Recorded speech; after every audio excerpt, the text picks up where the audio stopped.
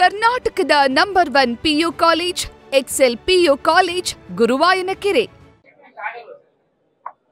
ಅವರು ಬಹಳ ವಿಷಯಗಳು ಚರ್ಚೆ ಮಾಡೋರಲ್ಲ, ಅದೇನೋ ದೇವ್ರ ಜೊತೆ ಚರ್ಚೆ ಮಾಡ್ತಾರೆ ಪ್ರತಿನಿತ್ಯ. ದೇವ್ರ ಜೊತೆನಲ್ಲಿ ಮುಖ್ಯಮಂತ್ರಿ ಯಾವಾಗ ಆಗೋದು, ಯಾವಾಗ ಮಾಡ್ತೀರಿ ಅಂತೇಳಿ ಅವ್ರ ಜೊತೆ ಚರ್ಚೆ ಮಾಡ್ತಾ ಇರ್ತಾರೆ. ಅದರಿಂದ ದೇವ್ರುಂಟು, ಅವರುಂಟು.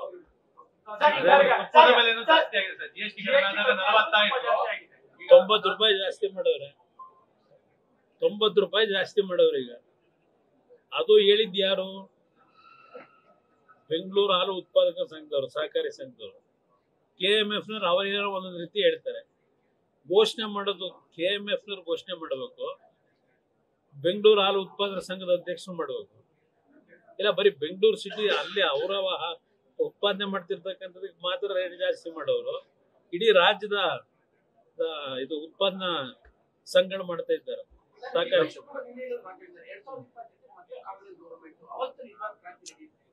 ಬಹಳ ಜನ ಈ ರಾಜ್ಯದಲ್ಲಿ ಇನ್ನು ಮುಂದಿನ 20 ವರ್ಷ ನಾವೇ, ಮುಂದಿನ 10 ವರ್ಷ ನಾವೇ ಮುಖ್ಯಮಂತ್ರಿ, ಇದು ಹೇಳಿ ಹೇಳಿ ಏನೇನಾಗವ್ರೆ ನೋಡಿದಿರಿ ನೀವೇ. 28 ಏನೇನಾಗೋದು ನೋಡೋಣ ಬನ್ನಿ. ಜಮೀನು ಆಗ್ತಿರುವಂತ ಪರಿಸ್ಥಿತಿ ನಿರ್ಮಾಣ ಆಗಿದೆ. ಸಿಎಂ ಬಂದಿದ್ದು ಇನ್ನೊಂದು ಈ ರೀತಿ ಆಗ್ಬಾರ್ದು ಅಂತ ಹೇಳಿದ್ರು ಸಹ ಇದು ಮೂರನೇ ಬಲಿ. ಅರಣ್ಯ ಇಲಾಖೆ ಅಧಿಕಾರಿಗಳು ಸಾಕಷ್ಟು ಆಕ್ರೋಶ ಇದೆ. ಈ ತರ ರೈತ ಪರಿಸ್ಥಿತಿ ಒಂದು ಅರಣ್ಯ ಇಲಾಖೆ ಅಧಿಕಾರಿಗಳಿಗೆ ಅವರ ಜೀವ ಉಳಿಸ್ಕೊಳ್ಳೋದಕ್ಕೇನೆ, ಇಲ್ಲ ಅವರ ಕರ್ತವ್ಯ ನಿರ್ವಹಣೆ ಮಾಡ್ಲಿಕ್ಕೇನೆ ಸೌಕರ್ಯಗಳನ್ನು ಏನ್ ಮಾಡಿಕೊಟ್ಟಿದ್ದೀರಿ ಈ ಸರ್ಕಾರದಲ್ಲಿ? ಇದು ಪರಿಸ್ಥಿತಿ. ನೀವು ಬರೀ ಇಲ್ಲಿ ಹೇಳಿಕೆ ಕೊಟ್ಬಿಟ್ಟು ಮಾಧ್ಯಮ ಸ್ನೇಹಿತರ ಮುಂದೆ ಅವರಿಗೆ ಸರಿಯಾದ ರೀತಿಯ ಒಂದು ಗೈಡೆನ್ಸ್ ಕೊಟ್ಟು ಅವರಿಗೆ ಏನು ಆ ಒಂದು ಪ್ರಾಣಿಗಳು ಮತ್ತು ಮನುಷ್ಯರ ಮೇಲೆ ನಡೀತಿರ್ತಕ್ಕಂಥ ದಾಳಿ ಇದೆಯಲ್ಲ ಸರಿಪಡಿಸ್ತಕ್ಕಂಥದ್ದಕ್ಕೆ ಸರ್ಕಾರದಿಂದ ಏನೇನು ಅವರಿಗೆ ನೆರವುಗಳು ಕೊಡ್ಬೇಕಲ್ಲ, ಅದು ಕೊಟ್ಟಿದ್ದೀರಾ? ಅದು ಕೊಡದೆ ನೀವು ಅಧಿಕಾರಿಗಳಿಗೆ ಬರೀ ಬಾಯಲ್ಲಿ ಹೇಳಿದ್ರೆ ಏನಾಗುತ್ತೆ? ಆಗಲೇ ಚಾಮರಾಜನಗರದಲ್ಲಿ 2 ತೀರ್ಕೊಂಡಿರ್ಬೇಕು, ಹುಲಿ ದಾಳಿ ತಾಲೂಕಲ್ಲಿ ಹೆಗಡದೇವರಕೋಟೆಯಲ್ಲಿ. ಸರ್ಕಾರ ಇಂಥ ವಿಷಯದಲ್ಲಿ ಕೆಲವು ಗಂಭೀರವಾದಂತ ತೀರ್ಮಾನಗಳು ಮಾಡಬೇಕು. ನಮಗೆ ಅವರು ಏನ್ ಮಾಡ್ಕೊಂತಾರೆ ನಮಗ್ ಸಂಬಂಧ ಇಲ್ಲ.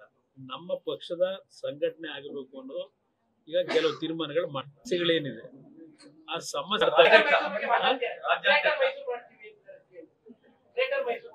ಈಗ ಗ್ರೇಟರ್ ಬೆಂಗಳೂರು ಅವ್ರು ಮಾಡ್ತಾರೆ, ಅವ್ರಿಗಿಂತ ನಾನೇನು ಕಡಿಮೆ ಅಂತ ಹೇಳಿ ಇವರು ಗ್ರೇಟರ್ ಮೈಸೂರು ಅಂತಕ್ಕಂಥ ಕಾಂಪಿಟೇಷನ್ ಮೇಲೆ ನಡೀತಾ ಇದೆ.